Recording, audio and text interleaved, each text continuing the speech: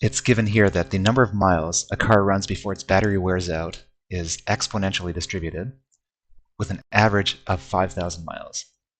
And we are asked the probability of it lasting at least 5,000 miles.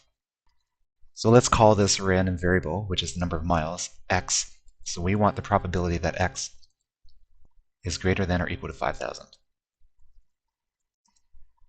Now the cumulative distribution function for the exponential random variable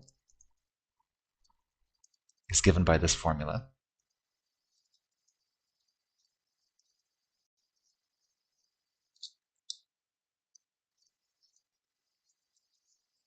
And here the parameter lambda would be the average rate of breakdowns. So how many breakdowns per distance?